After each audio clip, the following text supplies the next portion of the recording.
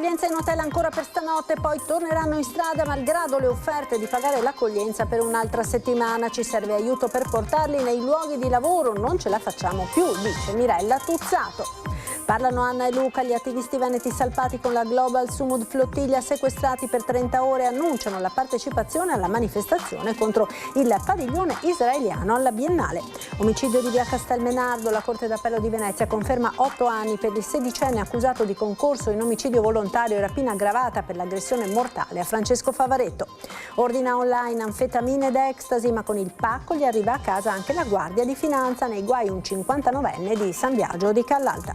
Sono stati colti in flagrante padre e figlio di origine rumena mentre nella notte rubavano 500 kg di rame da un deposito aziendale di Castelfranco.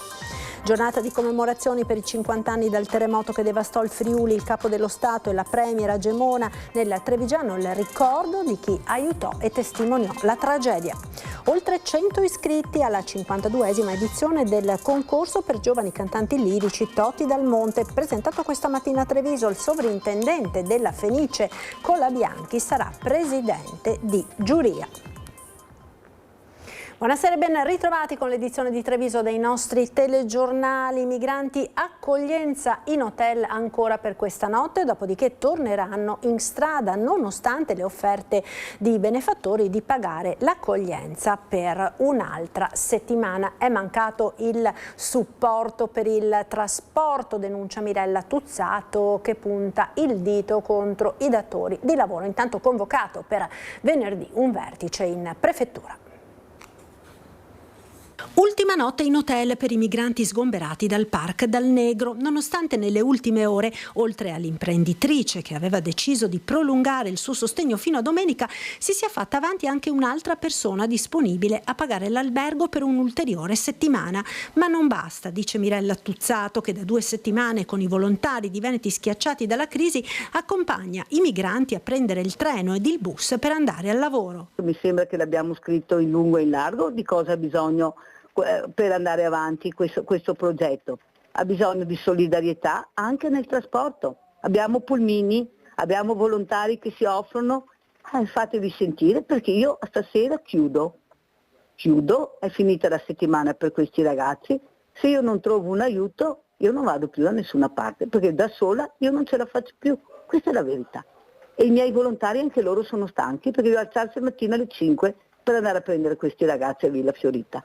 Mirella Tuzzato si rivolge anche ai datori di lavoro di questi migranti. Che si facciano sentire, perché è l'ora che anche l'imprenditore si prenda le proprie responsabilità. Se questi ragazzi lavorano e sono ragazzi per bene, seri, che fanno il loro lavoro, devono essere assolutamente supportati da questi imprenditori. Nel frattempo, per venerdì è stato convocato in prefettura a Treviso un tavolo nel quale verrà affrontato il tema dell'istituzione di un nuovo sportello casa specifico per i migranti, un tavolo allargato che mira a coinvolgere tutti i soggetti interessati. Per la prima volta ci sarà anche l'associazione Partecipare il Presente, che unisce organizzazioni imprenditoriali, sindacali e del volontariato, e proprio il coinvolgimento degli imprenditori viene visto positivamente in comune a Treviso sia dalla maggioranza che dall'opposizione. Dal mio punto di vista sarebbe auspicabile che un'azienda che assume in regola dei lavoratori stranieri dovrebbe in qualche maniera prodigarci essa stessa per aiutarli a trovare una sistemazione, perché se è vero che sono dei lavoratori in regola ed è manodopera preziosa, è giusto che anche chi ne usufruisce e dia il suo contributo per dare una sistemazione definitiva.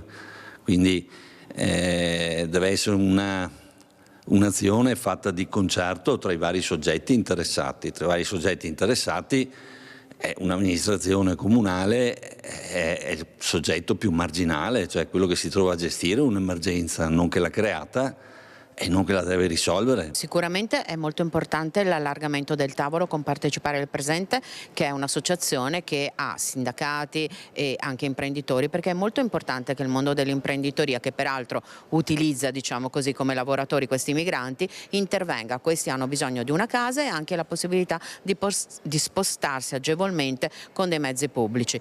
Io spero che questo tavolo così ampio sia veramente fonte di una soluzione. E la questione prosegue Tocchetto, deve essere allargata anche agli altri comuni della provincia. È necessario che si apra anche ai comuni contermini, perché questi lavoratori non lavorano solo a Treviso, lavorano da Paese a Conegliano e mi tengo molto larga, per cui è necessario che a questo tavolo ci sia anche l'intervento degli altri comuni, perché non può aggravare ovviamente tutto sul comune di Treviso. Ed intanto al Parc dal Negro sono tornati a dormire diversi migranti che non sanno dove trascorrere la notte. Abbiamo incontrato Hassan, 26 anni, del Burkina Faso, che ci ha raccontato la sua storia. Coperte e piumini arrotolati negli angoli, borse della spesa, con dentro un cambio di biancheria. A 3 settimane dallo sgombero al quinto piano del Parc dal Negro ci sono di nuovo i giacigli di chi non sa dove andare a dormire. Stavolta ci sono pure dei bidoncini per l'immondizia, una scopa ed una paletta, come se qualcuno volesse anche qui una parvenza di casa, di pulizia sul pavimento di cemento. C'è una persona che dorme avvolta in una coperta. Di giorno i migranti vanno tutti via, molti al lavoro. Qui troviamo Hassan, viene dal Burkina Faso, devastato dalla guerra, è sbarcato a Bari, da 3 anni è a Treviso. Ci racconta la sua storia. Io arrivo a Treviso qua, sempre dormendo fuori, mai trovato lavoro che c'è contratto, c'è tutto, io mai trovato questo. Io ce l'hai permesso giorno, io ce l'hai tutti. Al permesso di soggiorno, ma in un italiano stentato, ci racconta come l'unico lavoro che ha trovato sia quello a chiamata nei campi, dai 20 ai 30 euro al giorno, niente contratto, niente alloggio. Tu non è facile, ma se tu c'è lavoro, la testa calma un po', ma se tu non c'è lavoro, come facciamo a mangiare? Problema. Tutti i suoi averi sono in uno zainetto, tutti i suoi ricordi nel cellulare. Ci mostra le foto dei 2 nipotini, gli unici familiari rimasti in vita. Hassan ha solo un sogno, un lavoro in regola. Io voglio lavoro, io non voglio così, io non venire in Italia così, no, lavoro. Se ho trovato un lavoro... Hassan da 2 notti dorme nel parcheggio, prima in un casolare diroccato, non si può lavare, eppure non ha perso il sorriso. Ieri ha festeggiato il suo 26esimo compleanno. Io voglio comprare un panino che sia fatto la festa bene, così la vita. Parlano Anna e Luca, gli attivisti veneti salpati con la Global Sumud Flottiglia, sequestrati per 30 ore, e annunciano la partecipazione alla manifestazione contro il padiglione israeliano della Biennale. Attualmente in detenzione, anzi in rapimento, in ostaggio, ci sono ancora 2 compagni della Sumud Flottiglia, che sono Tiago e Saif. Un dato importante è ricordare che Saif non è solo stato rapito dalle forze di occupazione israeliane, ma è stato rapito in territorio italiano, perché è stato rapito nella Saf, una nave che batteva bandiera italiana. Il trevigiano Luca Cuzzato e la padovana Anna Ghedina sono i 2 attivisti tra i più giovani partecipanti alla missione della Global Sumud Flottiglia, che facevano parte del gruppo fermati in acque internazionali dalle forze israeliane. I 2 ragazzi sono tornati poche ore fa in Italia dopo essere stati sottoposti alle visite mediche per le violenze fisiche e psicologiche che hanno denunciato di aver subito durante il fermo. Per 30 ore abbiamo vissuto violenze psicologiche, fisiche, petardi,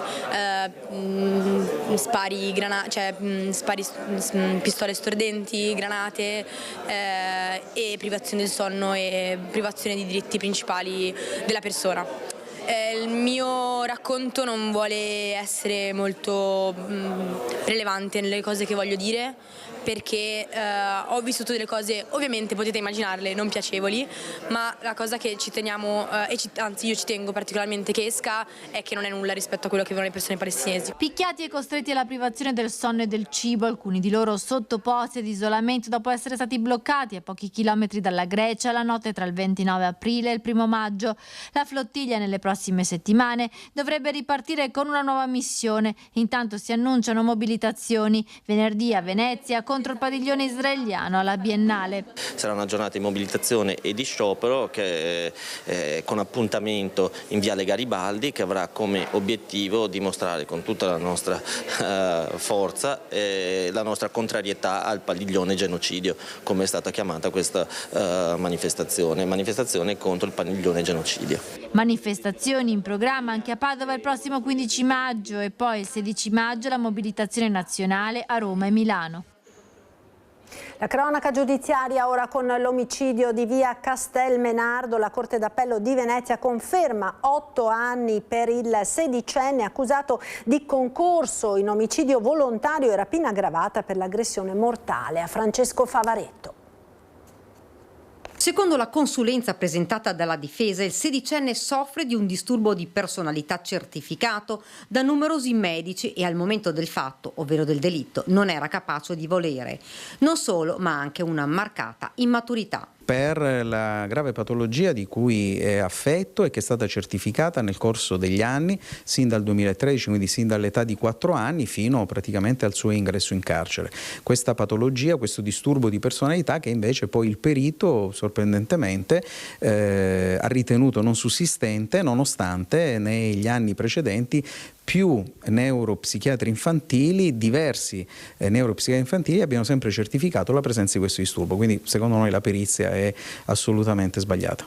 Il perito incaricato dal giudice ha invece ritenuto che il sedicenne non avesse alcun disturbo. La Corte d'Appello di Venezia ha così confermato la sentenza di primo grado, 8 anni al minore accusato di concorso in omicidio volontario e rapina aggravata. Confermata, desta in me non poca sorpresa, in me nel professor Sartori non poca sorpresa, perché gli elementi di natura peritale erano tali che a mio giudizio andavano e sono convinto che andranno a essere vanificati e annullati in Corte di Cassazione. Una pena comunque contenuta per un omicidio. Francesco Favaretto fu ucciso da un gruppo di giovanissimi, 6 minorenni e 4 maggiorenni, il 12 dicembre 2024, aggredito in via Castelmenardo, picchiato e accoltellato. Il 22enne di Treviso morì 13 giorni dopo in ospedale. Il minorenne, difeso dall'avvocato Crea, accusato di aver colpito con un coccio di bottiglia ad un fianco la vittima. Chiederà gli arresti domiciliari? Ma in questo momento, vista la sentenza, non credo che ci sia molto spazio, anche perché il comportamento del ragazzo in carcere in questo anno e mezzo è stato un comportamento particolarmente complicato, che a nostro giudizio è coerente con quelle che sono le valutazioni psichiatriche fatte dal professor Sartori, e quindi ritengo che ci sia poco spazio, ma sicuramente una istanza quantomeno di collocamento in comunità ritengo che sia doverosa. Fra 90 giorni le motivazioni della sentenza della Corte d'Appello, poi la difesa ricorrerà in Cassazione. Venerdì alle 15:30 nella chiesa parrocchiale di Carbonera l'ultimo saluto a Silvia Zampieri, la 32enne psicologa morta a causa delle lesioni riportate nell'incidente avvenuto in via Codalunga Mignagola di Carbonera, uno scontro frontale che non le ha lasciato scampo. Subito soccorsa, la ragazza è deceduta lunedì scorso all'ospedale di Treviso. La 32enne lavorava presso la cooperativa alternativa di Vascone, presso la casa Le Nuvole di Ponte di Piave, dove aveva il ruolo di coordinatrice. Ancora cronaca, ordina online anfetamine ed ecstasy, ma con il pacco gli arriva a casa anche la Guardia di Finanza. Nei guai un 52enne di San Biagio di Callalta. Ordinava droga online dall'Olanda, navigando tranquillamente su siti internet alla portata di un qualsiasi motore di ricerca, facendosi mandare il pacco addirittura a casa.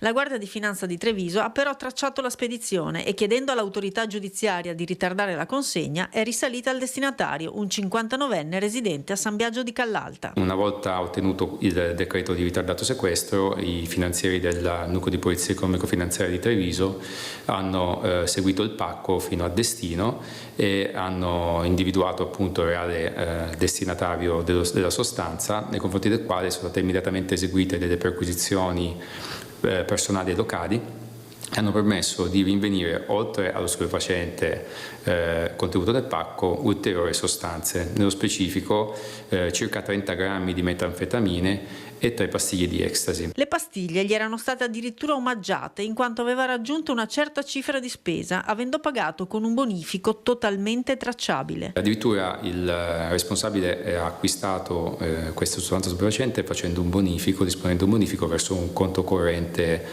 lussemburghese. Quindi questa è una situazione che effettivamente è rilevante, perché la possibilità di acquistare direttamente da siti internet online metanfetamine, che sono sostanze molto pericolose per la salute di chi la assume, e farselo capitare direttamente a casa è sicuramente un dato che è allarmante e che noi quotidianamente cerchiamo di combattere e di contrastare. L'uomo ha addirittura dichiarato alle Fiamme Gialle che avrebbe usato la droga per feste ed eventi ad uso privato, e in casa gli hanno trovato altri pacchi contenenti sostanze illecite, tutte sequestrate, mentre nei giorni precedenti la Guardia di Finanza aveva fatto ulteriori requisizioni. Sono state individuate ulteriori 3 spedizioni, sempre provenienti dall'Olanda, contenenti circa 5 grammi di metanfetamine e oltre 40 pastiglie di estasi, che sono state sequestrate nei confronti di ignoti. Sono stati colti in flagranza padre e figlio di origine rumena mentre nella notte rubavano 500 kg di rame da un deposito aziendale di Castelfranco. È stata un'attività che è stata svolta dal NORM della compagnia. Nell'ambito di un servizio di controllo hanno notato questo furgone parcheggiato fuori della ditta, in questo capannone in disuso, e nella circostanza hanno colto in flagranza questo 50enne, questo 21enne di origine rumena, che avevano appena tolto del filamento di rame dall'impianto elettrico di questo capannone. Padre e figlio, rispettivamente di 51 e 20 anni, di origine romena, sono stati colti nella notte mentre caricavano su un furgone di proprietà di alcuni familiari ben 500 kg di rame che avevano sfilato dai tracciati delle linee di un quadro elettrico nel capannone di una ditta in disuso a Castelfranco, la AMG, in via Borgo Pieve. Il rame è il nuovo oro rosso, riferisce il comandante, ed è particolarmente apprezzato sul mercato nero. Ha un valore economico sul mercato nero abbastanza elevato, tant'è vero che viene appellato di solito come oro rosso, e quindi nella circostanza i 2 sono stati tratti in arresto per furto aggravato e possesso di arnesi atti allo scasso. Le 2 persone sono residenti ad Altivole e hanno precedenti. Sono residenti ad Altivole, sì, erano già note per altre vicende che riguardano sempre atti predatori. Intanto il mercato del rame diventa sempre più oggetto di attenzione da parte dei malintenzionati. Oltre ai quadri elettrici, anche i pluviali dei cimiteri e alcuni vasi di fiori, sempre nei cimiteri, che ancora si trovano manufatti in rame. 50° anniversario del terremoto che devastò il Friuli, giornata di commemorazioni alla presenza del Presidente della Repubblica Sergio Mattarella e della Premier Meloni. Oggi pomeriggio la lunga diretta sulle reti Media Nord-Est della cerimonia da Gemona del Friuli. Sentiamo quindi ora un estratto delle parole del Capo dello Stato. I buoni risultati di della ricostruzione, sono diventati elementi propulsivi dello sviluppo economico e sociale nei decenni successivi. L'economia del Nord-Est, nel suo complesso, agevolata anche dall'essere più inserita nelle vie di comunicazione verso il centro del continente, ha avuto nel Friuli uno dei suoi motori più attivi e determinanti. Queste terre ferite nel 76 hanno conquistato un ruolo di rilievo. Quel che ha fatto seguito alla tragedia di 50 anni or sono conferma che il futuro dipende da noi, che l'esito della storia non è mai scontato, ma è affidato alla responsabilità e alle scelte di persone e comunità. Un insegnamento qui manifestato in Friuli che vale sempre. Anche oggi, di fronte alle guerre, agli squilibri crescenti nel mondo, alle volontà di sopraffazione.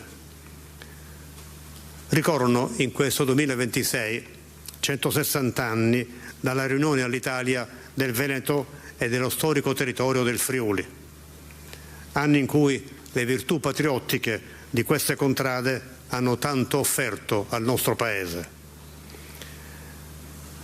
Nell'80° anniversario del voto che volle la Repubblica e diede origine alla sua Costituzione, oggi qui a Gemona, nella solenne cornice del Consiglio regionale, insieme agli amministratori locali, insieme ai rappresentanti delle istituzioni, del volontariato, in una terra e di fronte a un popolo capace di affrontare le avversità, di rialzarsi, ribadiamo in un momento di memoria e di impegno il patto di non lasciarci fuorviare nel cammino di progresso, nell'affermazione dei valori di solidarietà e di coesione che qui sono stati in maniera esemplare vissuti e realizzati.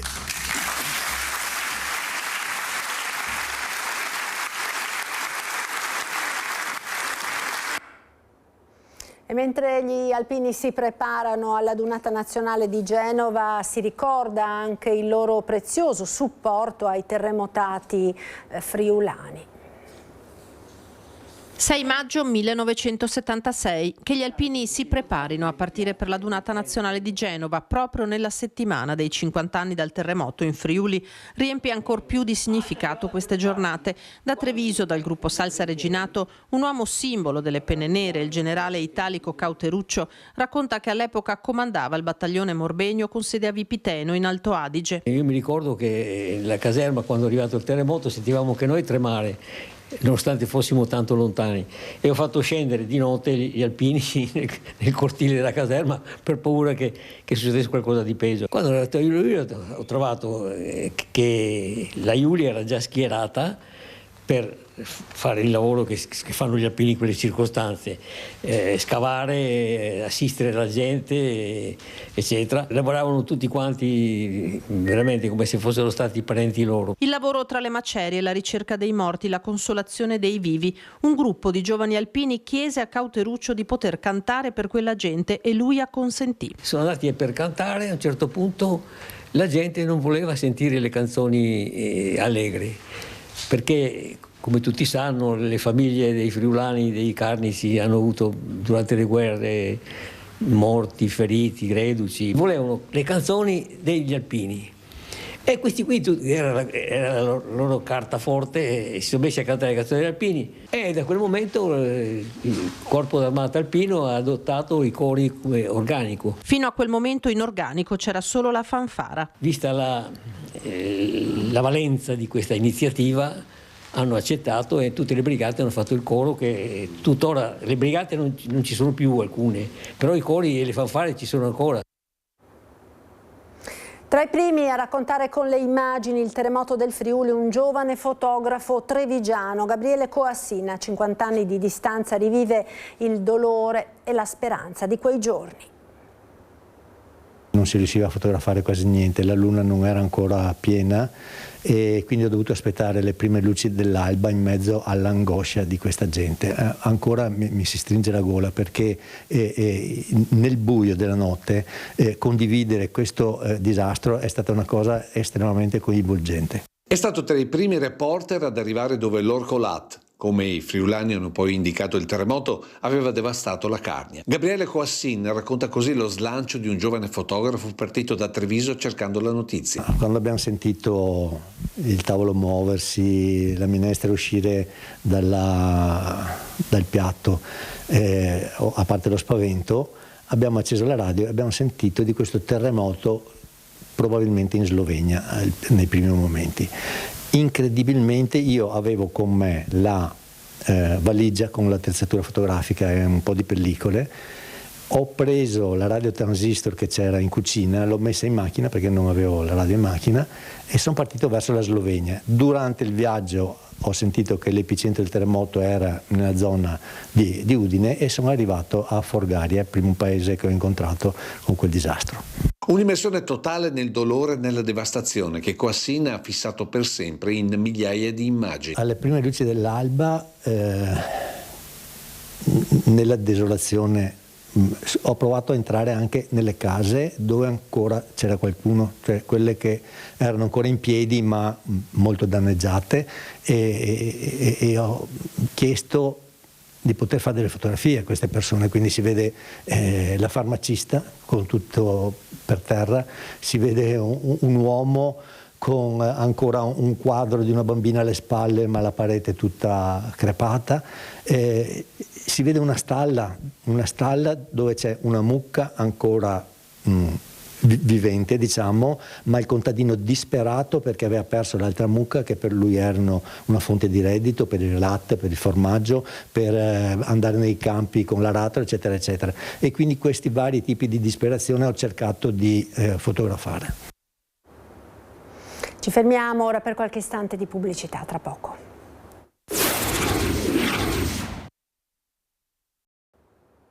Rieccoci in diretta, la pagina ora dedicata alle elezioni amministrative. Torniamo a Ponte di Piave con Stefano Picco che ufficializza la sua candidatura con la lista Ponte Oltre.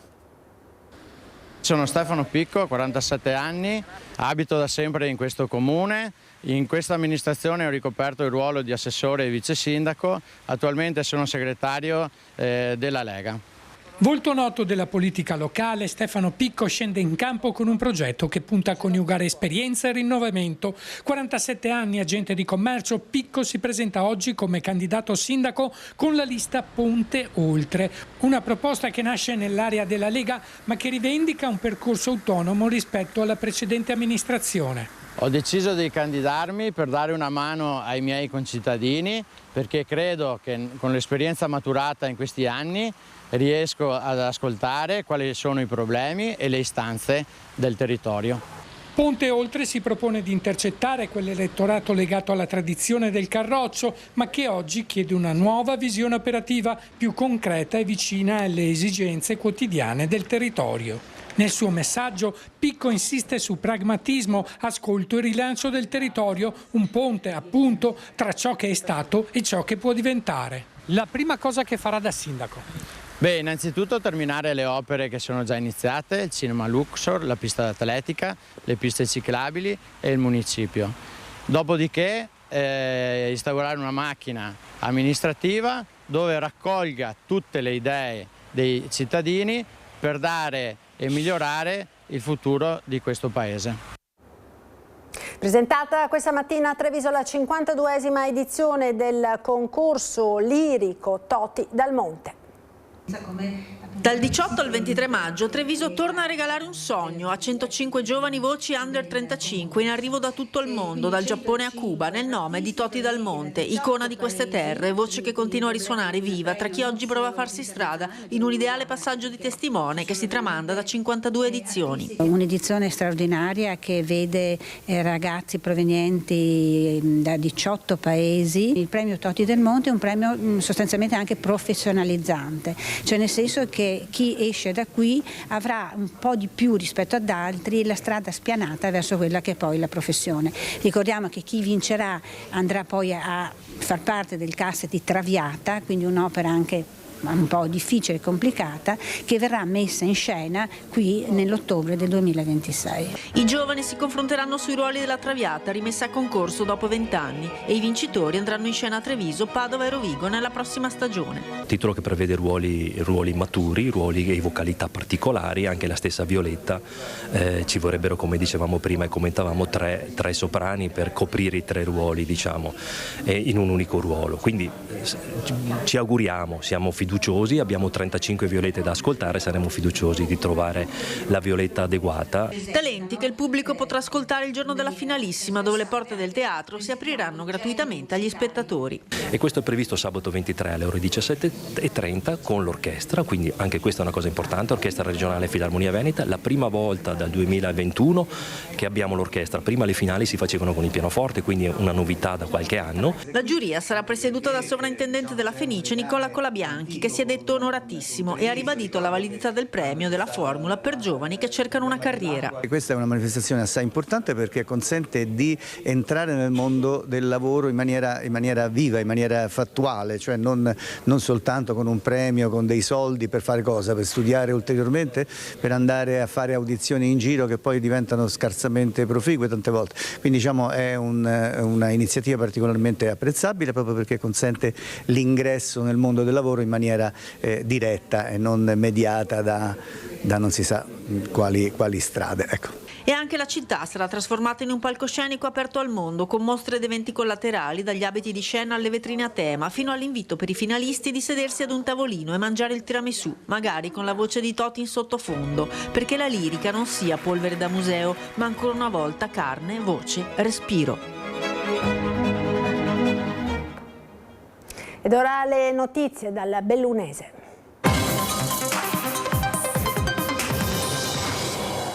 Nuovo consiglio di amministrazione per servizi integrati bellunesi. Dopo 6 anni cambia la governance e le nomine tornano in mano alla politica.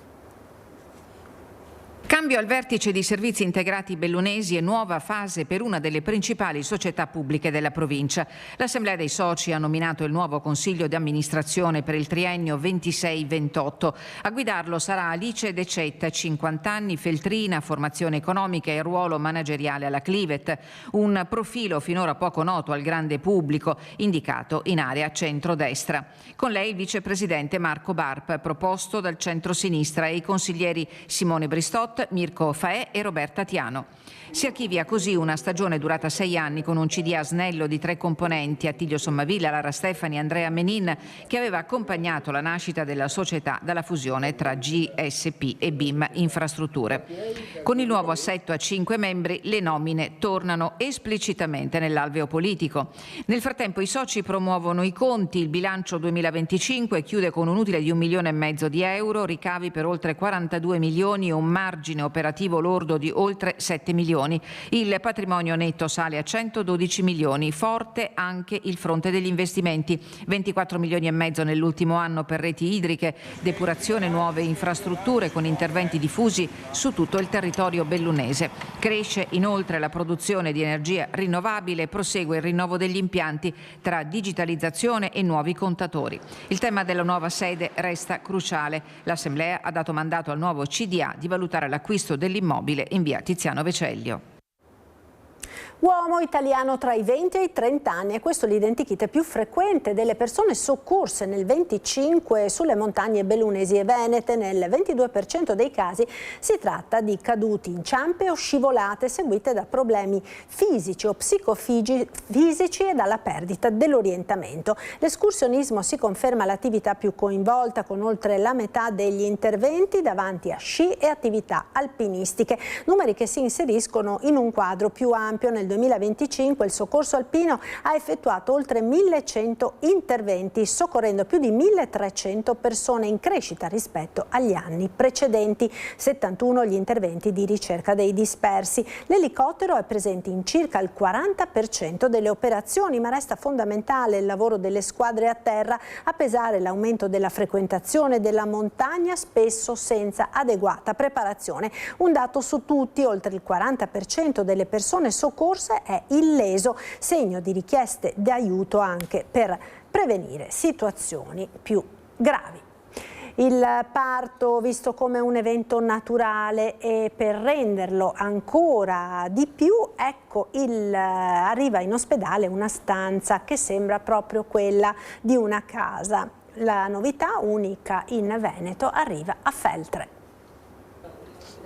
Partorire come se fosse a casa è il desiderio di molte donne. A Feltre lo si è voluto rendere verosimile creando una stanza su misura che però garantisce la sicurezza di mamme e nascituro che si trovano, mai dovesse diventare necessario, all'interno del reparto ospedaliero. Per le gravidanze a basso rischio, che donne vogliono partorire senza invasività, senza utilizzo di farmaci, senza partonalgesia, come in un parto a casa, possono partorire nella nostra casa da parto, però con la sicurezza di essere in un ambito ospedaliero. Un'idea che può sembrare semplice, ma che non ha uguali in Veneto e che vede poche situazioni analoghe in Piemonte, Toscana ed Emilia-Romagna. Abbiamo voluto realizzare qui a Feltre, oltre al luogo fisico, un percorso per il basso rischio ostetrico diverso da quello che normalmente viene visto come evento parto.